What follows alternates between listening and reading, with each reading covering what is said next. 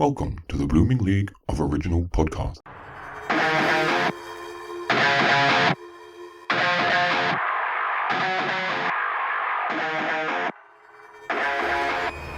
G'day and welcome to Evan's extraordinary final edition of Thrash and Treasure, the Torture Chamber musical comedy podcast that can't say no to chip butties. Face it, they're deliciously yum. And speaking of Butty's face, he has a hot body, Buddy's face. It's Aaron the village idiot. Oh wait, that's me. I'm Aaron, and I'm joined for the last time by the man who's leaving me for another warden, because he was once a baker, now he's just baked, after he's gone and quit his job to be the breadwinner of the family. It's Evan, the middleman. How's it going? Hey, good. Yeah, good. Happy Good. Father's Day. Well, it was months ago or weeks ago. I don't know when this is going to air. But guess what? What? I made cookies. For the first time in my life, I made chocolate chip cookies because, as I've expressed to you many times, former baker man, I just want a Subway cookie, one of those big ones, or a cruise ship cookie that they deliver to your room. I wouldn't just order a cookie, mind you, but I've made cookies for 30 years and I would make them like the old Subway big ones. Like I got sick of Subway not having them, so that's how I made them. Exactly like that. these ones were probably the best ones, but these ones break my teeth, so good on me. But it was fun. Anyways, guess what? What? I need to turn my page. We have another iconic diva in the studio today, and considering the length of his resume, one has to wonder how the man gets any sleep at all. So let's bore him into napping with his insanely incredible input into the industry, insisting this impressive interviewee has ignited infinite indie and internationally idolized IPs with incomparable impetus and intrigue, inviting our eyes to indulge in his imaginative identities and instantly imprinting an indelible impact, because it's always sunny in Philadelphia and hot in Cleveland, but one day at a time. The morning shows the desperate housewives of Silicon Valley love Victor Cristella shamelessly, but the patient Veep broke the rules of engagement, then dished the dirt on Lucy for the Foster's Modern Family Cult, or Coven, or Entourage if you're nasty. Either way, they are real monsters, especially Entourage, so it's our real monster privilege to welcome to the Torture Chamber this actor, singer, producer, writer, and reality TV show champion who occupied the Great White Way's White House with Teddy and Alice until Roosevelt lost his head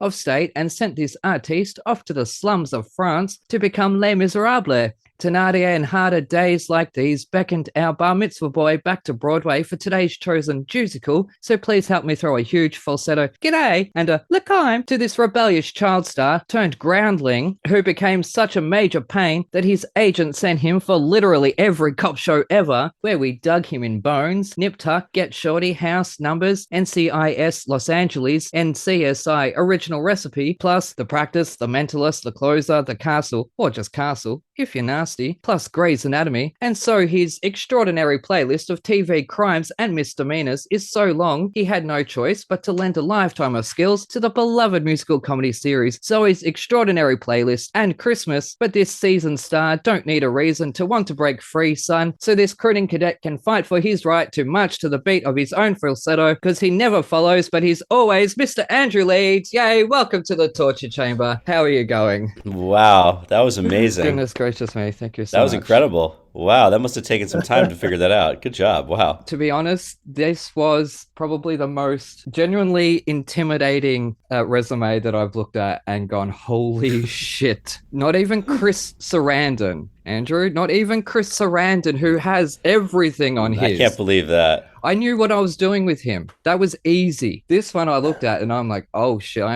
this is daunting. I don't know what I'm doing, but I swear every week they get longer just because you're trying to outdo yourself. I am trying to outdo myself. Every week. It's an extra page or two, isn't it? It is my friend Jen's fault, because about 6 months ago, she said, wow, Aaron, you are never going to outdo yourself with these intros. And I sat back and I said, bring it on. And since then, it's just gotten worse and worse. That was amazing. Wow. It was well worth it. I enjoyed it. Was that everything? Did you literally list everything on? Oh God, no. On my resume? No, I had to cut things out, and I have to be a snob about it and basically go for the things that people instantly know. I see. Without thinking about. So there will be some deep cuts in there, obviously, because you won a reality TV show. What? Yeah, that was, yeah. Hosted by Sean Hayes. Was I know it's situation comedy. It's at the top of my head. Oh, it's written down here. So I've got a cheat sheet of basically all the big titles to then work with. Wow, it's very impressive. Anyway, how's it going, guys? I'm tired. I'm ready for a nap. What time is it there? It's, I don't know, about 15 past 1. Yeah, quarter past 1. Quarter past 11 for Evan. But I'm actually wide awake, but I'm just worn out after that. Yeah, I'm sure. I'm sure. So thank you so much for joining us. Thanks for having me. Because obviously you're incredibly busy and you have just had your new show, The Patient, has just started on Disney Plus in Australia and Hulu in America, and I have no idea where anywhere else. So it's probably on Disney Plus Star or whatever it is around the world. So did you watch it, Aaron? No, not yet. I did yesterday. Did you? Oh, good. Aaron, you were making that list. He couldn't watch anything. Yeah, he's too busy researching. I was, and I was actually watching Zoe's. Yeah, see, I didn't get a chance to watch Zoe. Haven't you? Oh, Where do you watch Zoe's? Zoe's is on Stan in Australia. Oh, okay, gotcha. Hoping for a third season. I know the movie they did try to, what the storyline probably would have been in season 3. They've put that into the Christmas movie to some degree. Yeah. So Evan, what do you think of The Patient? Oh, it's awesome. We've only got 2 episodes so far. Yeah, only 2. Yeah, so far. Yeah. So that's why I haven't watched it yet. I wait. Nice. Oh, that's fair. That is fair. What's his name? Steve Carell. He's just awesome, isn't he unbelievable? I know. Oh, he just says so much with his face. You know, there's so many lines he doesn't need to say. Just totally, you can just see it. Yep. Yeah. Talked about it on this show before that comedy actors just make the best dramatic actors. They do seem to sometimes. Yeah. And once again, you're the son of a Jewish psychiatrist. That's true. Right. That's true. Come full circle. Yeah, stepson technically, and stepson, son. Yeah, son. It's close enough for me. Yeah. I was like, hey. Speaking on Broadway, am I doing my math right? Because I'm a fuckwit, really. Did you start on Broadway at 6 or 7 years old? Yeah, around there. Yeah. Oh, crying. I was literally rolling around in mud and dog shit at the time when I was that age. Like, goodness gracious me. And everyone was probably doing the same in New Zealand or sheep shit. Yeah, we would have been digging our fair amount of holes. Yeah, climbing trees, and you're on Broadway. Goodness gracious me. Yeah, I was very lucky. Yeah. Was that sort of a family thing? Or no, I grew up in Florida, and I was very painfully shy. And so when I was like 3, my mom put me in a community like recreation center musical theater class. Yeah. And I just fell in love with it and wanted to keep going. And then a musical came to Florida to do like a pre-Broadway tryout before they went to New York, and hired me to be the understudy for a few kids in the show, based on nothing except for that I was just polite, basically. And then at the end of the run, they were packing up their stuff to go, like that they were like, there was like maybe 1 or 2 more shows. I said to my mom, I said, oh, I want to go to New York with them. And she goes, go ask the producer. And so I walked down the hallway to the producer who was standing there, and I said, can I go to New York with you? And she said, have we ever even heard you sing? And I said, no. She said, okay, well, come to the orchestra pit at half hour, which is, half hour before the show starts. And I went and I sang a song. And then 15 minutes later, they said, okay, yeah, you can come to New York. And so I got to go to New York with the show, and then I took over for one of the roles. And because one of the kids was being badly behaved, and yeah, that's it. It was crazy. That is a brilliant lesson. One thing there, politeness will always win over bad behavior. And secondly, if any producers on Broadway are listening, please, can I come to New York with you? No, it's true. If I hadn't asked, it wouldn't have happened. It's so crazy. Well, exactly. That's right. I get asked a lot, how do you get the guests that you get on your show? Because we're just this shitty little Aussie show, we sit here making fun of each other the whole time. And we have these amazing guests come on like yourself. And people are like, how do you get them on? I'm like, literally, if you don't ask, you don't get anything. You can't just sit there and hope that people are going to find you. Yeah, you're doing great. But it just goes to show you got to ask. Yeah, just ask. See what happens. Yeah, you just got to keep going, keep asking, keep going. That's it, not give up. And at least sort of, speaking of 6-year-old children, we'll move on to metal. If you were a rock star, what would be in your craziest, most over-the-top rider? So anything you could put in there. I want a zebra. I want all sorts of crazy shit. Oh, that's a good question, I guess. If I could have anything, I'm like pretty happy with like, I just want a place to sleep that's like new and clean. That's all. Clean bed. Yeah, that's all. What about like floating in zero gravity? That would be cool. I mean, I can't think of anything realistic that I would ask for. Oh, no, we don't want realistic here. We want stupid. I don't know. That sounds like a good idea. If I was, in a band doing city after city after city after city, a guaranteed clean bed at the end of every night. That would be good. Yeah. That's not bad. Yeah. Yeah. Well, you do your own tour bus, I guess. I don't mean to criticize. I promise you, Andrew. I don't mean to criticize. I'm just sort of urging you on to get crazier and crazier. No. I just I guess I would like just food always delivered to me, like that I didn't have to think about. I'd love to make a list of like things I like, and then every day would just be a surprise of whatever it was, and I didn't have to decide. Here's dinner. Yeah, I just don't want to have to decide about it. That's all. Yeah, a spinning wheel. Yeah, it's too hard to decide what to eat. Yeah. Yeah. Yeah, it takes too long. See, I'm the type though that I'm like, I'll flip a coin for it, and I'll flip a coin. I'm like, no, best out of 3, because I'm never satisfied. Interesting. The bloody answer is Interesting. I'm trying to think of what else I would really want. I don't know. Just yeah, no, that's it. Just that's it. That's all I want. Just some food. I guess these days, though, asking for quiet and comfort anywhere is really a big ask. Everyone's so loud. But anyways, we're gonna move on. Have you had any experience with metal? Heavy metal, new metal, glam metal, Death metal, black metal. I have zero experience with any type of metal. Zero. Like none. None at all. I couldn't even tell you who a heavy metal person is. That's how little experience I've had. Well, the way you say it, we can tell.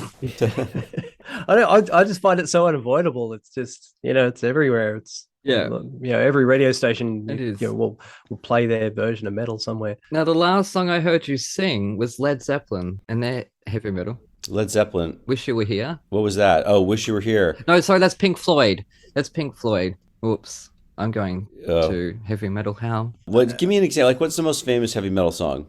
Stairway to Heaven. Oh, God, Father. Is it? Is that? I mean, I know that song. I would say so. Yeah, Stairway to Heaven. Definitely. That's classed as metal. I think it is the most famous. Probably, yeah. Did you not like it or something? Oh, no, I'm just over it. It got played to death in the day, and then Wayne's World brought it back again and got played to death again. Bohemian Rhapsody's not metal, though, is it? Oh, hell yeah. Heavy metal, yeah. Yeah, into about the 5th minute when they just go nuts. Yeah, it's operatic, it's theatrical, it's crazy, it's over the top. But it's heavy metal? Sure. Oh, okay. Well, then maybe I do know a little bit more than I... I mean, Queen do everything, really. They cross all genres, but Gotcha. they headbang with the best of them as well. Gotcha. Well, I love that. Yeah, you want to with Brian May's hair. Christ, that perm. Yeah. Goodness me. Exactly. That's true. That's a perm for the gods. Yeah. What is it I always say? What's going to get the ladies is getting a perm and learning the sax. Anyways, so Evan chose the album this week for us both, and he picked Adalitas Way. So I'm going to quickly run through my review. Okay. And we'll see what I thought of this album. When Evan first showed me Adalitas Way, my eye twitched at the lack of apostrophe. Off to a great start. So I pressed play, expecting some death metal to scare my kitty cat Anya away, but found something worse instead. BNE, Big Nickelback Energy. This opening number, great.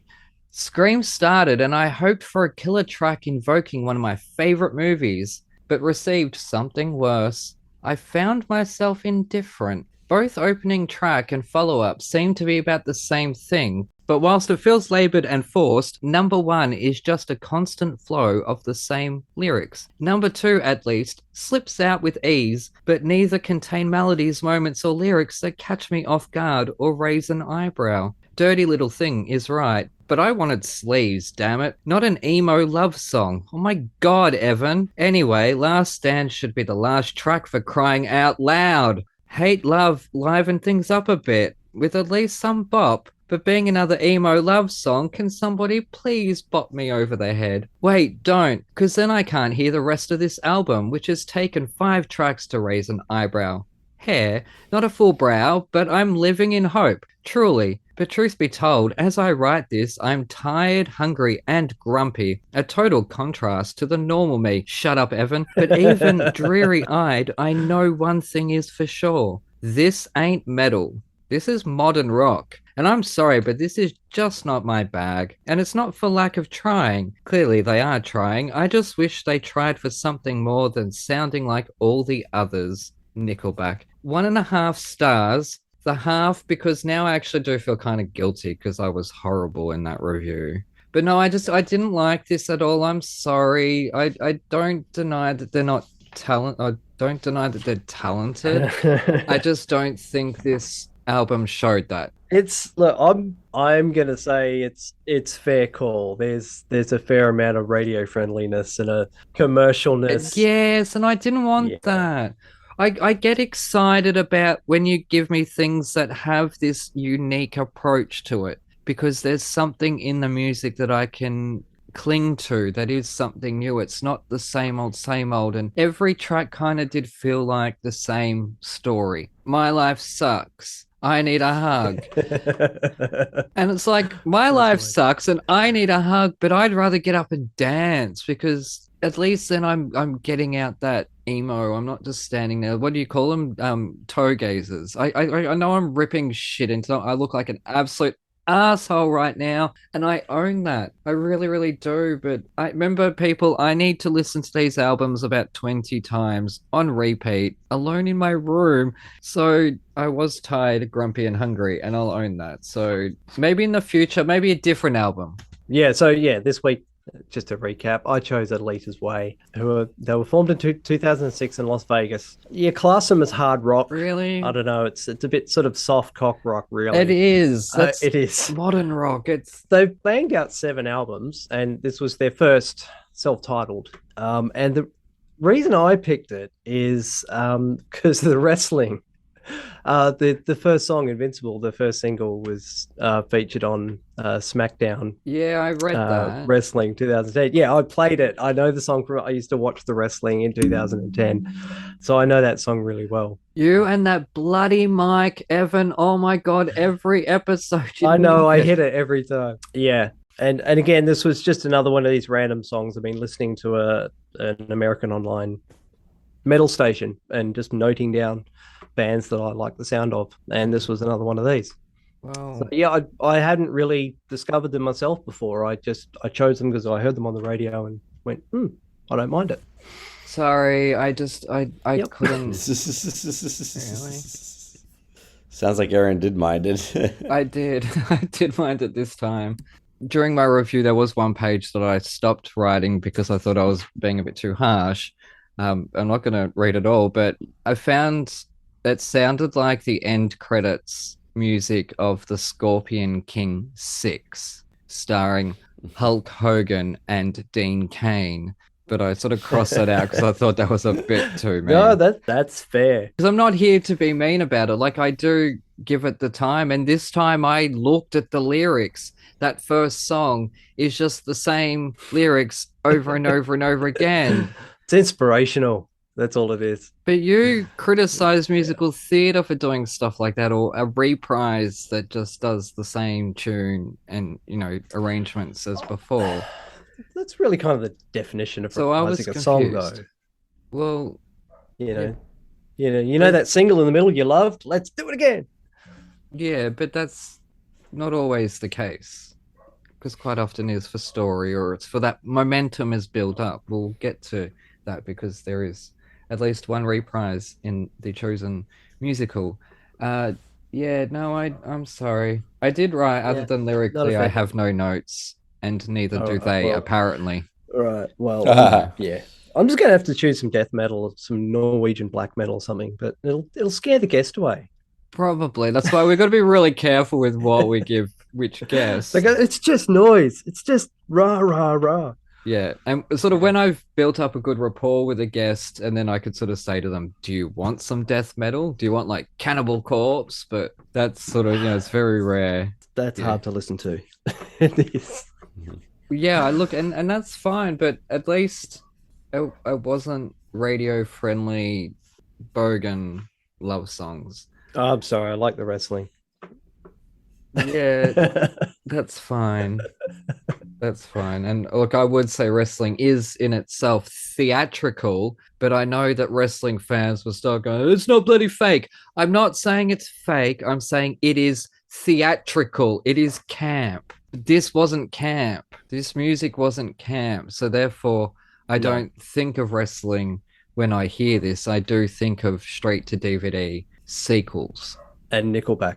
and Nickelback, who probably appear on many straight to DVD sequels. I'm going to get in so much trouble when this episode airs because I know Nickelback fans are very passionate. And that dog is barking next door again. Yeah, no, I'm sorry. I'm sorry. Was not for me. Thumbs down. Look, I've liked so much of what we've done lately. And there's one album that we've covered, well, we've prepared the episode for, but it fell through, as happens in this industry. And there's one particular song, it's the band Kicks, and the song Heartache. Like, that's now on my playlist because that's a really fun bop. And it does sound pretty similar to other bands, but it also has that unique approach to that song, and it goes places. There's a few kind of peaks and valleys, and the lyrically it takes different turns that I didn't expect. This took every turn that I expected, and I just got seasick by the end of it, really. You can hear the key changes coming a mile away. Yeah, I know. There were key changes in it. I couldn't even tell. It was Aldi food. That's what it was. You know how I had some Aldi potato chips the other day, right? Just plain original salt potato chips, and it tasted like the Aldi butter chicken that I had and the Aldi milk that I had and the Aldi chocolate that I had, because it all tastes the same. It all comes from the same machines. It all bloody tastes the same. Yes, that artificial cheapness in a bag. Yeah, but you say that though, and I love pop bands that are artificial. They are a bunch of people who went along to an audition and they're put together by a manager. have written some of the greatest songs ever written. Exactly. Some of the greatest pops ever. Look at the impact the Spice Girls have, and but I'll fight for them to the day I die. Anyway. Really. So I don't know. And I haven't really felt this badly about feeling this way about a band for so long, because I have kind of really liked what we've had, or if I haven't liked it, I have been able to pinpoint where they went wrong. Here it's just I just look like a bastard. Thank you, Evan. That was your choice. You set me up for this. Served up something radio friendly. Hated it. Job done. It's not that I hate radio friendly. That's just the thing. It's just we've been talking about some of the greatest bands that have ever banded. I don't know. And that apostrophe. What's with the name? What's with the name? Yeah. It was the name of a club. The story goes they were on their way to Tijuana. They got pulled over by corrupt cops and robbed, but the lead singer still had some cash in his sock. Oh, okay. They pulled over to a bar to drown their sorrows, and it turned out to be a brothel called and that's Adalitas. And that's the girl in the photo. Well, no, that's a model, but well, yes. The model, that's the recreation of, yes, okay. And that makes sense now. Yeah, and in there he met a prostitute and had a conversation with her. And yeah, the album, that's where the whole concept came from. Yeah, he sort of felt sorry that what was it? Like, she had no choice. It was just the life that was thrust upon her. Yeah. And yeah.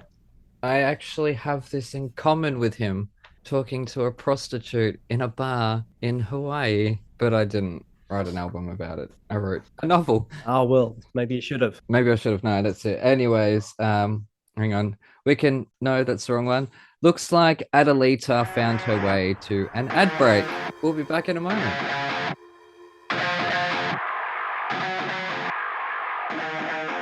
G'day, listeners. Aaron here. Because Evan and I are stuck in Australia, we thought we'd better send a spy to Broadway to check out the shows for us. So here for today's review is our Broadway spy, Spencer. Up next, we have the new musical K-pop at the Circle in the Square Theater, which is one of my favorite theaters on Broadway. It's a thrust theater, and boy, did they use it. I sat in the first row, and let me tell you, you can see this show right there. This choreography is so smooth and clean by Jennifer Weber, and the scenic design is, again, very subtle, but it really added a lot to the show. The lighting design was amazing. It felt like you were at a K-pop show, as were the projections by Peter Negrini, and the costumes by Clint Ramos and Sophia Choi were exactly what you'd expect them to be. I mean, this show emulates this genre so well. The two groups and the star were fantastic.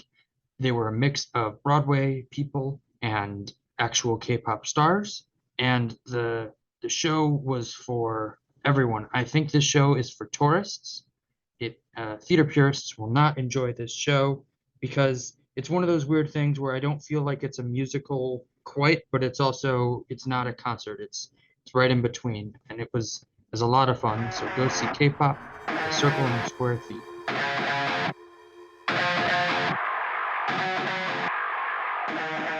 You're listening to Thrash and Treasure. I'm Aaron, that's Evan, and we are joined by the amazing Andrew Leeds. But anyways, we're going to do the musical because you're also a part of one of my longtime favorite things, Falsettos on Broadway, and you were the alternate Jason, I believe. Yeah. For a time, and then I did. Are you like a big musical theater fan? I am, yeah. You are? Massive. Yeah. Both of you? No, he's the massive musical theater fan. Yeah, he's the metal fan, and he's learning about musicals. I see. So every week he makes me listen to a musical because I've only went to my first musical last week. Yeah. Oh, what was it? We went and saw Frozen. Oh, how'd you like it? Oh, yeah, it was amazing. Oh, good. Yeah, he had opening night tickets. Remember before, Andrew, we said that I do all the work. Yeah. And he gets to just rock up. He got the opening night tickets to Frozen, not me. But that's because he's there. That's why I see. No, it's an amazing show. Yeah, the effects, the sets, the way they use projections, it's incredible. That Disney dollar, tell you. Yes, that's why I keep saying Disney magic. Oh my god, it is real. Yeah. So yes, every week Aaron makes me listen to and research as much as I can find out about a given musical, from everything from Dr. Zhivago to In Trousers. In Trousers? You did In Trousers? Wow. Yes. Oh, with Allison. Well, we did In Trousers with Allison originally with Evan's brother Gareth, and he slept through the recording that I had with Allison. So this was our first guest, Andrew. He slept jumped in. straight in the deep end. Our 7th episode. This show was a baby. We didn't know what we were doing at all. We hadn't found the voice of it or anything. And Allison was so beautiful to come back the next night with Gareth and hear what he thought about that. And then she ended up coming on again recently, but we covered In Trousers again with Evan, with Mary Tester. Oh, wow. Who, praise the heavens, I love her. And then we did March of the Falsettos with Allison. And so I was sort of trying to find what sort of a great iconic guest that I could get for the third part of the trilogy. And sort of thought you would be great because your career has been so constant for how long now? And I don't know about how constant, but that's nice. It has. Like I'm sorry. I know your career, mate. I did that. But yeah, so we've done a separate episode for each part of the falsettos. And oh, wow. That's great. So yeah, finally now we've waited a long time for the third. Yes. What did you think? Yeah, well, I mean, I said previously in the intro, I love In Trousers. It's just bonkers, just absolutely off the wall. Yeah. Loved everything about it. But yeah, this week I got to listen to Falsettoland, the third installment. So yeah, Wizard Brown was going down in the first act, and he goes down again in this, the 92 third installment of William Finn's completely musically bonkers musical trilogy, Falsettoland. I watched the PBS Pro shot. I'm pretty sure there's like significant changes between the cast recording and the PBS recording. Like one's 92, the other one's 2017. Well, actually, that recording, the audio recording is from 1990. It was before. It's not from the Broadway production. It's from the off-Broadway production. So there were even changes from the recording to the 1992 production, and then there were more changes, obviously, for the 2016 production, whatever that was. Yeah, 2017 seems to be. Yeah, but yeah, just one of the changes that really stood out to me in the song "Canceling the Bar Mitzvah." There's a piece that Mendel sings saying that they should tell Jason that life isn't fair. It's just a fantastic performance from Brandon. Oh my God, Uranowitz from Brandon Uranowitz. Yeah. Yeah, and then I think after it, Unlikely Love seems to be just a completely different song. And canceling the bar mitzvah seemed to be completely different. Unlikely Love. Oh, Unlikely Lovers was totally different. Yeah, I was playing them side by side, and I'm like, these are just different songs. Are they? I'll have Yeah, to. No, that shouldn't be. I listened Just- to the original. No offense to the revival Okay. cast, but I. Well, I got a little confused because there was lots of different versions around. Interesting. Okay, yeah. But yeah, Something Bad Is Happening is really catchy, and it's Oh. easy to see why they've reprised it. But it's not just Yeah. catchy. That's a really awful pun to use on a song that's about AIDS, Evan. Oh God, you're turning into me. The music itself is really upbeat and catchy, and it's like conga line. It is, but it's also beautiful. It's haunting in a way. She's talking about this disease that's ravaging the community, and I know. she doesn't know what it is. No, I'm saying but the way Billy Finn, as Alison calls him, so it's stuck in my head now, wrote that song is. You're right. It is catchy. It's deceptive in that sense, but it's haunting when you sit down and really think about it. And then it's yeah. Sorry, it's your time to speak. I'm It's not one of my saying it's- favorite songs in musical theater. It really is, because it's just sad but beautiful, like me. Okay, it's also incredibly catchy. But and yeah, as with the other, because this is the great thing about the way Aaron's presented this to me. I got to listen to In Trousers over and over and over for a while, and then March of the Falsettos over and over for a while. So I got to experience it in order, which was really nice, and not just see the second and third act, and then discover that In Trousers is a thing later on, like most people do. Yeah. But yeah, the sets are really clever. It's just a great example of how to do a lot with a low budget. Just the use of big foam blocks. Mm-hmm. I love that. Just simple, effective. Yeah. 2-second change, and it's now it's an office, and now it's a lounge, and it's just really well done. That was a cool set for that revival. The original set was even more simple. It was just furniture on wheels. It wasn't. I mean, it wasn't as intricate as that sort of puzzle block. That was interesting, but I think I kind of prefer the furniture on wheels version. Did the foam blocks ever go wrong? You end up with like a piece of. Andrew wasn't in that production. You're no, you're in the wrong decade. Well and truly. Oh, damn. So I didn't use the same set. No. Oh. Do you have an interest in directing musicals? Yes, and writing and everything. I've written novels. Even think about it. Yeah. I do this show, but I still put in all that work Yeah. to write jokes and puns. Yeah. The novels as like that's not a hobby. Wow. Basically. So Jeez, I'm here as an artist as much as I am a fan and supporter. that's amazing. That's like a very thick book I just saw. I think it's 490 something pages. So it's Wow. my third novel. Anyways, not about me. It is about. What kind of style is the novel? It's a comedy horror. Oh, cool. Well, are we talking like Evil Dead comedy horror, or? Well, kind of good example, but not quite. It's Okay. It's dark. It's not a kid's book. Basically, some people confuse it as a children's fantasy, but it's not. It's a adult comedy horror. So it's very violent. Okay. So not slapstick horror then. No, there's comedy in it, but there's a lot of blood and gore and decapitation and all that stuff. Anyways. So it's, again, not about the Toniston Tales. No, it's about Falsettoland. Falsettoland. I constantly say falsetto, like a stiletto. That's fine. You also said Julie Garland, so we'll forgive you. I know on it's that. wrong. I've got it written correctly, and I'm still saying it wrong. Yeah. Anyway, You are turning into me. Continue. but and we continue to explore the relationship between Whizzer and Marvin, and Marvin is really a hard guy to love. Like, he really goes out of his way to be a dick a fair bit. He doesn't come off the best in March of the Falsettos either. Well, no, not all three, but we talk about this. We've talked about it 3 times now. That is this really a problem? Do you have to like the leading character of a musical or a film? No, it's again, it's unusual to see. That's what's so great about the whole series, I'm as a straight guy saying, the portrayal of gay couples, it's what it gets right so much over something like Rent.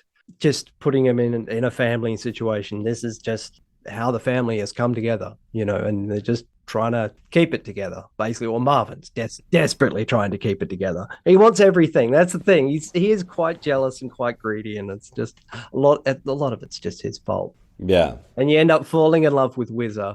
I'm gonna say spoilers, but you can't help but get all teary when like Jason puts the chess piece on the grave.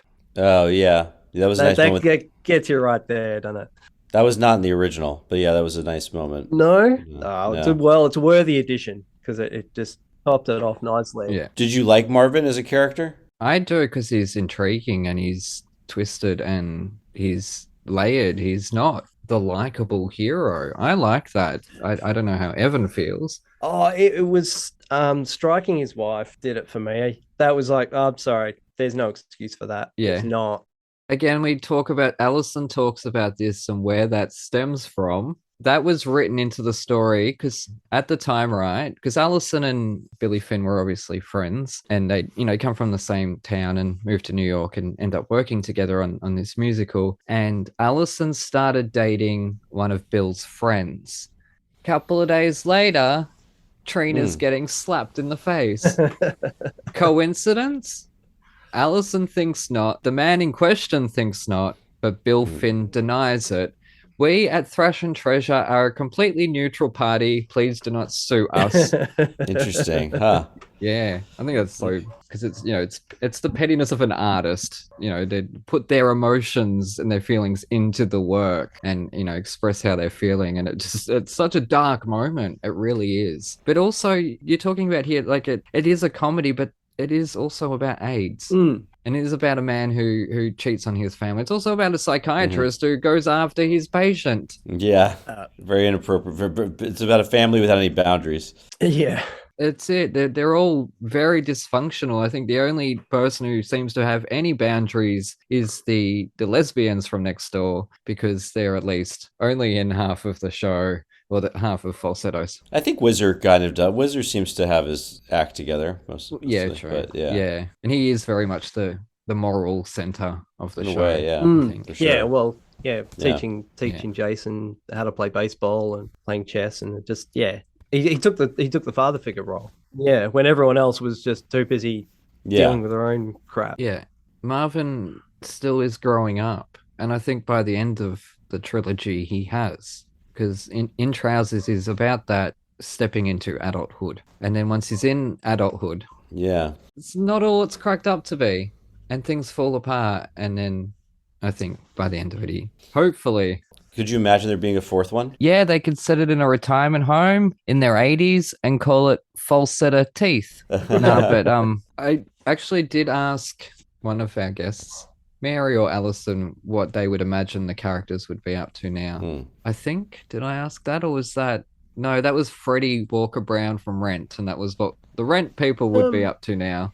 And she said Benny would be a trumper. Yeah, no, look, I'm a sucker for trilogies, and if it's going to be a trilogy, leave it a trilogy. If you're going to do more than that, then you've got to do 3 trilogies, or my eye will twitch. I see. Well, we can't do a prequel. No, you can't really, can you? No. It wouldn't be as fun, I don't think. Marvin in Kindergarten just wouldn't ring with audiences. Yeah. No, but yeah, I absolutely love it, as usual. As with the other two, In Trousers just won me over to begin with. Has there been a musical that you've been presented with that you haven't liked? Yes. Yeah.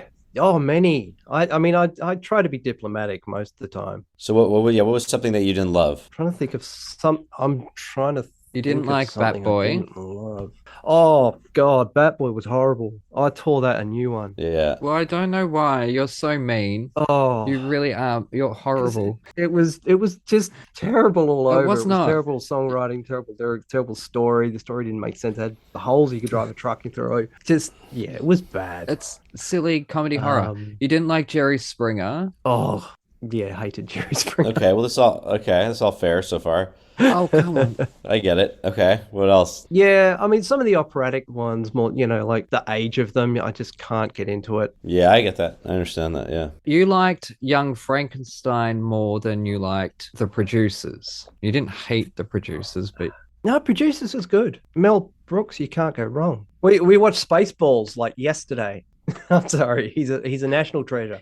I love that movie. Pizza the Hut. Yum. Remember Yeah. Pizza Hut all-you-can-eat restaurants, Evan? They were delicious. Mm-hmm. I want to go back there, but anyways, Yeah, we love the final rounding off the trilogy. It's good. It's a hell of a show. It's so well done. It's so well sung. There's amazing voices in every production. And yeah, you can't help but feel sorry for Jason through the whole thing. Just this The poor kid. whirlwind around him. He's just trying to be a kid. Yeah. None of it's his fault. Yeah, it's a wonderful story. It is. Even though it's marred with tragedy at the end, you don't come away feeling sad, is what I'm saying. No, it's a really special story, and it's also just so rare that a musical is not based on anything. It's not based on anything. It's not based on a book. It's not based on a movie. It's not based on a true story. Nothing about it is true. Except the slap. I mean, Except the slap. except the slap. Allegedly.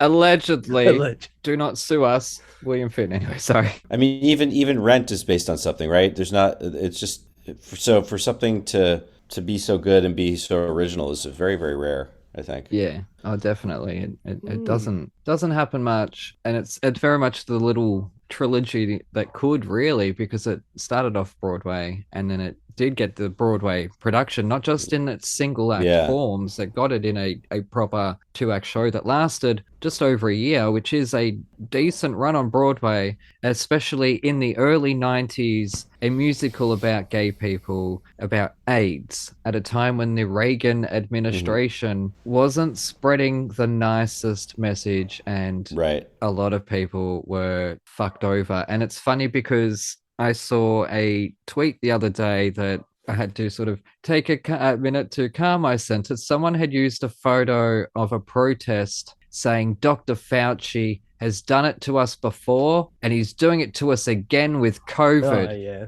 seen that one. And if you look at the photo, there's actually one of the signs has the letters LESB. So therefore, these are gays and lesbians. This is clearly a protest about AIDS. And what they're doing is they're now comparing what the Reagan administration did to AIDS patients to what's being done now with COVID. And all I want to say to them is, fuck off. Just go. Go away. We're colonizing Mars already, apparently. So go there, please. Because it's stupid. There's the dumbest shit ever. Anyways, I just wanted to get that off my chest. So you should watch Fox News once. No, in a while. I don't watch the news. Look, the only news I need to know, Evan, is if the world is going to end. And if the world is going to end, what's it going to matter? Do I need to know that anyways? Let's just let it end. Anyways. Oh, we'll get a notification. We'll get a notification. That's it. Get a notification. Yeah. By the way, world's ending. Yeah. Continuing on. Anyways, I love the line, "You save lives and I save chicken fat." I can't fucking deal with that. That's one of my favorite musical theater lines. It's the best line, yeah. Yeah, it's the best. It's just so silly. And I remember years ago, this is such a random memory, in the car with my parents, and I got my own way with music for a change, listening to falsettos. And when she said that, they both in the front turned around and said, "What is this shit you're listening to?" It's falsettos, mum and dad. Anyways. I can't imagine being a teenager in the car and making the parents listen to March of the Falsetto. Because a lot of times we were doing musicals or songs from. So I've performed Four Jews in the Room Bitching and the baseball game on stage as a 13-year-old in a cabaret in a pub with people getting drunk. That was fun. Also, Days Like This, I love that song. Now, question for you, Andrew. If you were to produce or direct, let's say, a gender-swapped version, which current-day actors or actresses would you put in the roles? So gender swap. A gender swap version of falsettos? Yep. So you got a female Marvin. Female Marvin, yep. So Martha. Ooh. I mean, keep in mind that Marvin's probably 40 years old, Yeah, right? about that, I reckon. Yeah. Hmm. Yeah. Oh, Yeah, do 30 you something, think because early 40s. isn't he young, even a young Got a adult teenage son. in trousers? Oh, I don't bloody know. We don't even know what his surname is. We don't know what he does for a job. We don't know his last name. His last name is Marvin. His name's Marvin Marvin. Marvin, yeah. I think it is because the reason that is because he goes, it's queer, Mr. Marvin. He does too, doesn't he? Ah, Marvin. Yeah. there you go. Oh, Yeah. we have solved the awesome. Marvin. There is a screenplay that exists of falsettos, by the way. Oh, hurry up and make it, please. Goodness me. Well, I don't think that they're going to make it. It's old, but I actually have read it. Probably not. It is interesting though because you see like, oh, Marvin has a job, like you see what he does. What does he do? You see things that Sorry. I feel like in the movie, I think that they wrote. I think it might have been he was an architect, but I don't really remember. Is the truth. Because we asked. Yeah. A gender swap version. Who would I like to see as Marvin? Gosh, that's so hard to think of it as a woman, a 40-year-old woman. It has to be somebody famous, I suppose. Well, you want the budget, don't you? You want the financiers to sign off on this I guess so. gender swapped version. So you will need a star name or two. Yep. I mean, it's also I'm gonna take the singing out of it because I don't really know necessarily who sings. You know who would probably be a really good Marvin? I have to say, it's well, no, we're talking about as a guy. I was going to suggest a guy, but no, that's not good. We were looking for a woman. Who's the guy? Just out of curiosity. Jake Gyllenhaal could do it for sure. Yeah, I could say that. He's he does musicals. Yeah. And he could do it. Yes, I could say that. Maggie, then. That'd be interesting. Sure, I'd see that. I'd want to see that. Maggie Gyllenhaal. Who else? Who would you choose? Anybody come to mind? I actually had written down someone, and then because this was the other day, and then I've white outed it. Or what's the past tense of white out? I liquid papered it, Deleted? and now I can't read what Yeah. I wrote. I think there's a B. Sorry. I don't know that gender swapping falsettos actually would work that well, to be honest with you. Oh no, it I'm didn't. not positive. I never said it would work. Just to see. Can say it would feel like Marvin has, as a female, would have different motivations. Yeah, that's fine. Yeah, well, especially in that time period. Yeah. Like it would be kind of wild to imagine that. I mean, there's so many things about it that would make it wildly different. Well, Adam Lambert as Trina. I think that's a terrible idea. Oh, okay. Sorry, I'll go back in my shell. I think it's a Okay, terrible idea. that's fine. I think it's just hard to imagine. But the show is built. It takes place in the early '80s, and you have to imagine that, like with the AIDS crisis, it was mostly gay men. So it's like it's a little hard to. It's a little hard to imagine how that would work. That doesn't mean people couldn't sing the songs, and I'm sure, like Shoshana Bean would be a good Marvin. That would be cool. Yeah, awesome. We're not going to get financing, for a movie of it, or I guess we're looking for. Well, for Broadway, you Really would, for yeah. Broadway? Okay, yeah, let's do Shoshana Bean. She'd be great. She's great. Encore City Center concert. There we go. Okay, a city center concert. Yeah, she would be really good. Annalie Ashford, maybe she could play Yeah. Whizzer. Maybe I like her. Although maybe I don't know. Stephanie Block, who played Trina, could play Marvin. I could see that. Oh, who could do it? Beth Malone. Okay, yep. She could do Marvin. Yeah, it's fun to try to imagine it, I guess. But we're not producing it. We're not doing it. Now, I'll look at everything I watch or listen to, Andrew, I am imagining how I would interpret it somehow. And Gotcha. that's cool. That's one of the ideas that I would love to do, even in just a concert version, just as a benefit or something like that, because why not? Yeah. Musical theater is not like the Mona Lisa painting that is the Mona Lisa and it stays the Mona Lisa and that's it. Right. Musical theater is for each director to take on and do their interpretation of. True. Although I just wish we'd stop changing the lyrics because it's meant to be a reflection of the time it was written. But anyways. Yeah. Yeah. So in terms of doing this, you had quite a couple of cast changes. I believe you had the great Mandy Patinkin play Marvin at one point. Yeah. Which I know Evan would be very excited about that. He's great. He's amazing. Yeah, that's awesome. Oh, I'd love to see that. Yeah, that was pretty cool. Yeah. It was definitely cool to do with him. I see Mandy Patinkin as psychiatrist, as Mendel. He'd do a brilliant Mendel. Yeah, Mandy Patinkin probably in the past 10, 15 years, yes. Oh, I give it, I guess that's George in Sunday in the Park. Oh, yeah. Yeah.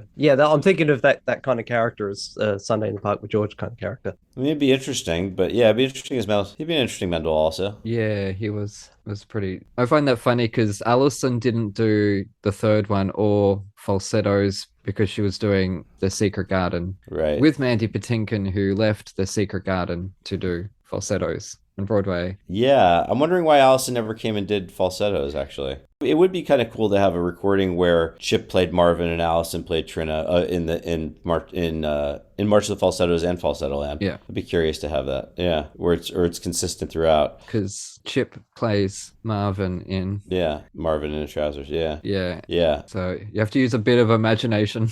I also love Faith Prince in Falsettoland in the recording. She's great in that. Look, we've been spoiled a lot with casting, obviously with big films where they're able to get actors back to play the same role from 20 years ago and stuff like that. So maybe fans a little bit spoiled now for that, where once upon a time it didn't really matter. Yeah. They would just make a joke that, like, oh, Aunt Viv, you look different today. Right.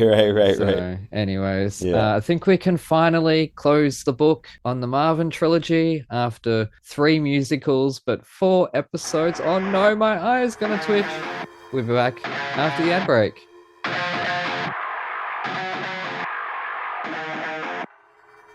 G'day, listeners. Aaron here. While you're topping up your coffees, did you know that you can support our show and go on a fantastically scary adventure at the same time? Go to www.thetonistantales.com/bookstore to grab your copy of The Toniston Tales, a darkly funny Aussie trilogy about a young boy who rescues injured animals in his spare time and the roller coaster ride he's taken on by a literal fish out of water. Written by me, the village idiot of Thrash and Treasure, you'll come to love Toniston Turnbull and the dozens of wacky characters that he meets along the way. And here is a sneak peek. After barely 3 hours of light sleep, Toniston Turnbull slowly opens his eyes, his body feeling heavier than it ever has before. Not from extra weight, from tiredness and stress. Polly sighs in the shadows behind him, the flame of the nearest barbed wire tiki torch tower having died down, but not out, while Toniston napped. "Are you awake?" Toniston whispers. "Oh, how can I sleep in this place?" Polly moans, turning onto her side and facing Toniston, who stays on his back, imagining obscure animal-esque shapes in the rusted tin roof above them, shadows faintly formed by the nearest dying torches. "We need to work out a way to get out of here," Toniston states the obvious. He whispers, despite the fact the nearest shacks to their own are several meters away, and the occupants presumably asleep, as most prisoners seem to be. "How? There's no fence to squeeze through, or even climb," Polly replies, sitting up in bed and then stretching out her sore arms. The hairs stand on end from the slight chill in the air. "I don't know, but I think the whole fighting thing is a distraction." "You mean to distract the other prisoners when new ones arrive?" "No, I think that was just bad timing. Didn't you notice?" Toniston goes on to explain his theory. "That fight happened, everybody gathered around. I didn't see one person who wasn't watching, and then when I vomited, the only gate in this place closed shut." "What are you trying to say?" "I think something happened when everyone's back was turned." "Like what?" whispers Polly, her voice breaking up in fear. "I don't know. That's what we've got to find out." Toniston's brain starts working overtime, but it's strange that nobody seems to want to leave. They seem almost happy. Definitely content. So, when's the next one of those stupid beatdowns? Toniston can't help but think Polly looks tough, almost evil in the shadows as she asks. "I don't know," Toniston begins, but both teenagers are distracted by a crumbling noise in the distance. Hopping out of bed, Toniston joins Polly on her own, equally uncomfortable one, spotting a large, white package hovering close to the cave ceiling, behind it a shadowy figure. The package is lowered down, causing the teenagers themselves to lower as well, hoping not to be spotted by whom or what may be operating this obscure crane. Over a long, slow descent, the package is dropped to the ground. Polly keeps her eyes on it, but Toniston looks up immediately, spotting a large black shadow scurry away to God only knows where.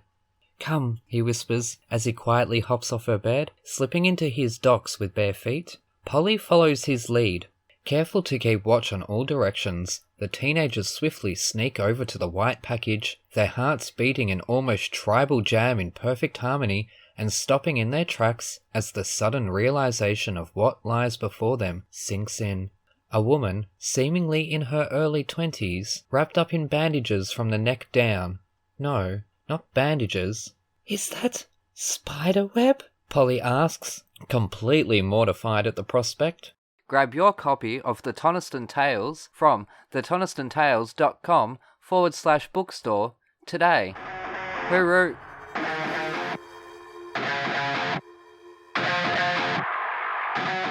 Alrighty, we're back with Thrash and Treasure. I'm Aaron, that's Evan, and we are joined by the iconic Andrew Leeds, who was from Zoe's Extraordinary Playlist, and we are still Wait, did I say Extraordinary Playlist? Did I say Infinite Playlist? Or did I say Ultimate Playlist? No, you said Extraordinary. Okay, that's right then. I think you said Extraordinary. Oh god, I don't know. In my head, I hear Infinite, Ultimate, and Extraordinary. So whatever comes out of my mouth. Yeah, I know. It was always a problem, I'll be honest. Like that people, because of that other movie, Nick and Nora's Infinite Playlist, right? Yes. People just want to go to that. What I wonder what a better title would have been. Zoe's Extraordinary Music Head.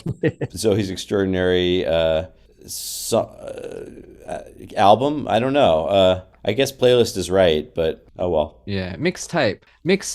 Zoe's Extraordinary Mixtape. Well, there was another show called Mixtape on Netflix at the same time, so maybe I think it was called Mixtape. Oh. Yeah, that was tough. Yeah, no, that wouldn't have worked. And if it was called Zoe's Heart Songs, I wouldn't have watched it. I'm sorry, Andrew. I would have read that and gone, I'm sorry, no. Yeah, probably not. That's not my type of show, but that's me being an asshole and judging a book by its title. Yeah, it's true. But anyways, speaking of being a bastard, it is questions time. So I know you play a Groundlings character who likes to ask some tough questions. Don't worry, ours aren't that bad. But what song made you feel the most like a rock star in Zoe's? And which one made you feel the most dorky? Probably the one that made me feel most like a rock star was probably I Want to Break Free in the Courtroom, I would say. Oh, yeah. And honestly, the one that probably made me feel the most dorky would probably Fight for Your Right to Party. I just got a bingo. I was guessing. Yeah. It was a very daggy number. It was meant to be you're these lawyers and you're on your night out. It wasn't meant to be we're these really masculine guys and this is legitimate. This is meant to be a comedy. I think so, yeah. I don't know. Number, so that's why I thought it would be. Yeah. I hope so. I'm sorry to the creatives if I've offended you, but I did try to read, the vibe that you were given. So yeah, that's why I thought that would be the answer. But that's why I sort of love those shows that like Glee and Smash and all the ones we've had, because they will bring out the most ridiculous song choices. I mean, Fight for Your Right to Party is a dorky song anyway. Let's be honest. Fight for Your Right to Party is pretty dorky. Don't you think so? Beastie Boys, please know that this is not the opinion of Thrash and Treasure, and please come on our show. You're right, though. It is a dorky song because it's such it is that white boy get drunk and party song. All right. Who would be in your VH1 Divas Live? If you remember those. Oh, I'm terrible at this. I don't know any. I don't know if I can name 4 singers like pop stars. Talking like divas, we are talking mega. Like if I just wanted like a 4. I mean, Alex Newell comes to mind. Totally count. Yes. Okay. I mean, Betty Buckley. Probably, yeah, Shoshana Bean in there. She's great. She's so talented. Mm-hmm. And then I would go with, do I go with Patti LuPone? Maybe. Would she do it, though? I'll go with Patti. Oh. Yeah. Awesome. That's actually our first answer that has been all theatrical performers. Okay, now a slightly tougher question. What job that you missed out on took the longest to stop kicking yourself over? Oh, that's hard. I mean, well, at first when I auditioned for Falsettos, I didn't get the job, so that was rough. That was the roughest probably. But then 2 weeks later, I did get it. So, but those 2 weeks were upsetting. The sun will come out tomorrow. But otherwise, other jobs. I mean, there's a ton of jobs I haven't gotten. A ton. Not getting. I got very close to playing the husband on Mrs. Maisel. So, that would have been Oh, cool. wow. My mum would be a huge fan of yours today. Damn it. I mean, I would have loved to have been, not that I got close to it, but I would have loved to have been on Succession. I mean, there's a lot of things that I would love to have been on. What I would have loved to have been in as a kid that I auditioned for and I didn't get was Tommy. That would have been fun because I love Tommy. With Michael Severus. Yeah. What a thrill it was to have him on the show talking Tommy. Oh, that would have been so cool. Yeah, that would have been perfect for you guys. Yeah. Yes. Yeah. Yeah, one of my favorite episodes. Evan hadn't yet joined the show then, so I had my best friend join me for that. But yeah, no, I would be kicking myself forever to miss out on Tommy because I know this. I missed out on Tommy this year when we had to cancel our tickets to see it live. Anyway, so you have been working professionally from a young age. What advantages and disadvantages do you think that has gained you as an adult today? I mean, it's so interesting, right? Because you look around at people that are really successful, athletes. Like very few athletes like start playing when they're adults, right? Mm-hmm. And I think if you look at a lot of our successful actors, a lot of them did start when they were young. Some of them not professionally, but a lot of our biggest quote unquote movie stars started acting as kids. It's kind of insane when you think about it. I mean, the list is sort of endless. Leonardo DiCaprio, Tobey Maguire, Scarlett Johansson, Anne Hathaway, even ones that you don't, Winona Ryder, some of the people that you don't even think about or remember. Some of them started when they were like 17 or 16, but still pretty young. I think it's a huge advantage. I mean, you just start being able to learn how to do something as a kid. And the only real way to learn is through experience. And so I think it was extremely helpful. I think I also learned a lot of bad habits probably as a kid, but I also learned a lot of really great things, especially working on stage with such great actors and such great directors. And yeah, I think it's just as helpful because you work with people and you meet people and hopefully they like you and they want to work with you again. And so yeah, it was a huge help having started as a kid for sure. A lot of times producers would be willing to forego the most talented asshole to work with maybe the second best, who's a good person, because the vibe that person brings onto the set. So Yeah. Again, another lesson for people out there: politeness never goes astray. Stamping your foot and demanding something does not get you anywhere. Right. Even though we do celebrate the divas, but the divas got there by doing the hard yards. And I don't mean just paying their dues as an amateur. I mean, they were doing the hard yards as a professional and got to the point where they can then stamp their foot and demand water at room temperature or something like that. Yeah. Anyways, you have done a lot of procedurals, like cop shows. Yeah. That's not a question. I'm just throwing shade. Yeah. Sorry. What attracts you to a script besides, I presume, a great story and characters? I mean, that's sort of a character is really what I'm like interested in, probably more than anything else. In a great story. I mean, I think just good writing and also I don't know, just like with The Patient, it's just like really, really good writing, really good directing. Everybody involved is just really good. And other good actors, and so just something that I'm excited for people to watch and that I'm excited to watch. That's to me is like the best is when you're able to be involved in something like, for example, like Falsettos, which is like as good as it gets. To be able to be involved in something like that is just like such a I feel so lucky every single time. Yeah, and especially it's still it's still beloved today and talked about, and we're still doing podcast episodes about it. Adam Sandler looks for location. Oh, well, that makes sense. Yeah, wherever he wants to go on holidays with his family, Hawaii, Africa, Australia, that's what script he will pick. If I had that option, that'd be great. All right. We're filming in Paris. All right. I'm there. Yeah, that's where he is, obviously. Adam Sandler, he as they say, because he was producing at the same time as writing, as well as being the comedian and a musician and all that.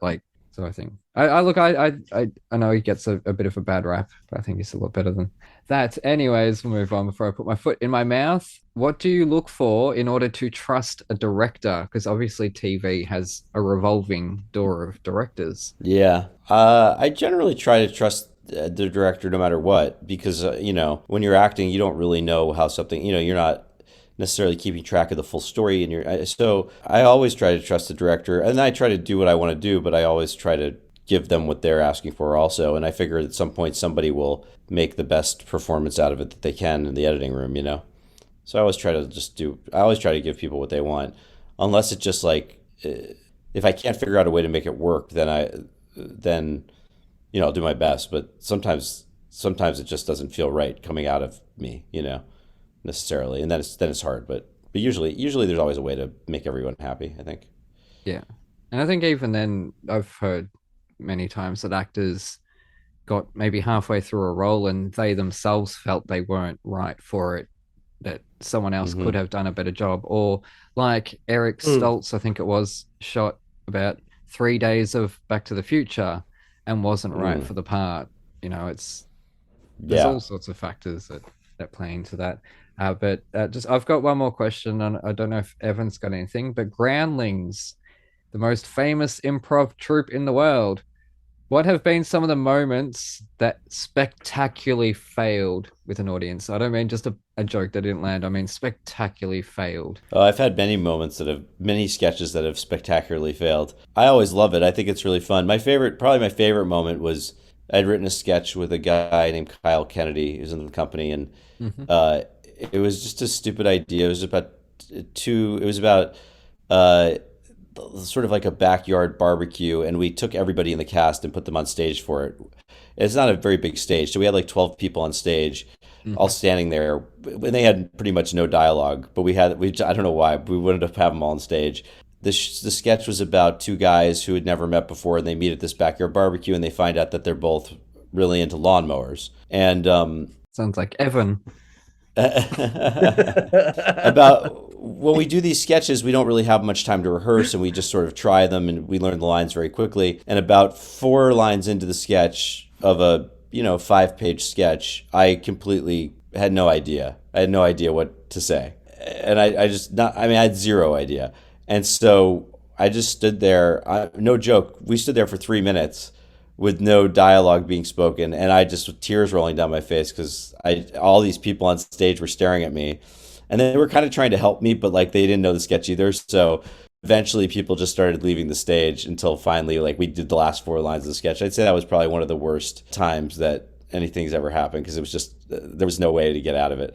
And then other sketches that they've just been they just haven't worked, and you kind of know going into it though. I always feel like I kind of have an idea that it's not going to work. But still, it's always entertaining for sure. Self-doubt is always going to be there, like that voice that tells you, this may not land, but you've got to discern which is the sabotaging voice and which is the legitimate artist voice in your head that is telling you this joke just does not land. Yeah, don't do this joke. You know what I mean? So. well, it's too late now. We're standing here. Sometimes it is too late. You're already you've gone over the breach. To use a no, but that's a good point though. You have to just discern between those two voices somehow. Yeah, and it's hard because they're the same voice for sure. It's literally your own voice in your head. Well, I don't know actually what anyone else hears in their head, but totally, yeah. Yes, no, thank you so much for joining us. You've been an amazing guest. It's been a real thrill to have you on. Thank you, guys. That was so fun. I can't wait to go. I can't wait to go back. I want to go listen to the Allison and Mary Testa. Have you had Alan Menken on yet? No, not. Okay. Well, good luck. That would be very, very cool. I know. We've had David Zippel. We've had Daniel Franzese from Mean Girls. Oh, yeah. Andrew Lipper. That was a great episode. Oh, that's amazing. Wow. Glenn Slater, David Yazbek. Wow. Yeah. Oh, you had David Yazbek? That's so cool. Wow. Oh, yeah. That episode, listen to that one, The Band's Visit. I love that one. Band Visit is incredible. It's amazing. Yeah. You love that. And that episode was really funny. Just one last thing. Zoe was up for 2 Emmy Awards, I believe. One of them being choreography. And I am emotionally torn because we have one guest here from Zoe's, and we've booked in a guest from Schmigadoon who happens to be the choreographer from Schmigadoon. Oh, you're doing Chris Catelli? He's lovely. I'll give it to Chris. Give it to Chris because I don't think Chris has an Emmy yet, and Mandy does have Emmy, so. Oh, okay, well, I was going to say in front of you, go Zoe's, but in front of Chris, I'll be go Schmigadoon. Tell Chris hello. Okay, yes, no, I will, definitely. But just quickly, fun fact, past guest, our second guest actually, and also one of my past guest co-hosts, Jonathan X, just directed, or he is directing the Creative Arts Emmys. Oh, cool. Like he's done the NAACP awards, he's done sports awards, he's done all sorts of stuff. I think he's his first of the big 4 Emmy Oscars. He's done the Oscars pre-show. Wow. And the Oscars nominations. He's never done the actual Oscars, I don't think. So, but anyways, Got sorry. it. Quickly, Evan. But yeah, but I for one, I'm looking forward to listening to more William Finn stuff. Yeah, All I've heard so far is just Intras's, Falsettos, and Falsettoland. You should listen to A New Brain. I haven't done New Brain yet. I love the way songs are put together. There's so many weird time signatures going on, so many stops and starts, and it's really oddball musically. Listen to Elegies. Elegies is great. Beautiful. Oh, he's not allowed to unless I give it to him. So I see. And then I have to pick a guest for each one specifically. I don't think you can get Elegies on like any of the music things. I haven't been able to find it. I don't think. I'm not maybe sure. Maybe I'm wrong. No, I'm not sure. No, I don't think it is. But A New Brain we did cover originally, but the earlier an episode, the worse it is. So I still haven't listened to it though. I haven't heard New Brain yet. No, we'll get there. It's great. Well, I love that you're getting so into this. It's so cool. It reminds me of like They Might Be Giants. I'm just a huge They Might Be Giants fan, even though I grew up on metal. Yeah, Falsettoland is like the musical version of. Do you guys like Ben Folds? Yes, huge fan. Really? I always thought Ben Folds was as close to William Finn as you could get in a pop writer. I wouldn't know. Oh, that's a fair call. Apparently, he lives in Perth. Adelaide. Yeah, maybe. Wait, you don't like? So you don't, Aaron? You don't like Ben Folds, huh? I just never. I know Brick. Oh yeah, well you haven't listened to his other albums? No. Evan, you need to introduce Aaron to more Ben Folds because he only knows Brick. Of course, you gotta know like the Rock in the Suburbs album. Yeah. Like it's so musical theater. Yeah, I know that song. No, but the album itself, like it's No, do you know that like Dear Evan Hansen, like those writers like fully admit to basically writing Ben Folds ripoffs for that show. Did they? But anyways, we won't keep you any longer. Quickly, where can people find you on the social medias? On Instagram at Andrew Leeds, and then Twitter at Leeds Andrew, confusingly. Yes. And yeah, watch The Patient. Check it out. It's really good. Yeah, I can't wait to find out who's coming down the stairs. Yeah. Oh yeah. Oh. Yeah. I thought he just had another one, chained up. Oh. But no. Oh, that's interesting. I didn't even think about that. Spoiler alert. Yeah, I figured there was more. Well, there's only 2 episodes, so you can't spoil something that's only been 2 episodes so far. Yeah. Yeah, but I will be sitting there watching, right, and the whole time going, okay, so when's the person coming down the stairs, or when's the person up? Yeah, that's true. You did kind of ruin it, Evan. Yeah, so... No, he'll get over it. Yeah, get over it. Yeah, it's fine. I may momentarily forget. Yeah, thank you so much for giving us time. Thank you guys so much. Great to meet you guys. Yeah. Anyways, that's it from us. I'll be back.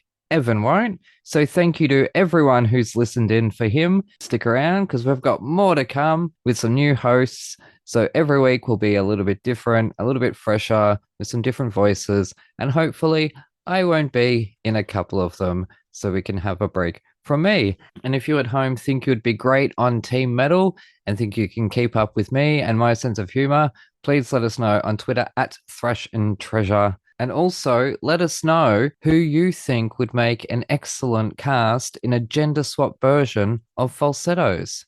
And to you at home, you take care, and we shall see you next time. Hurrah! Thank you guys so much. That was so fun.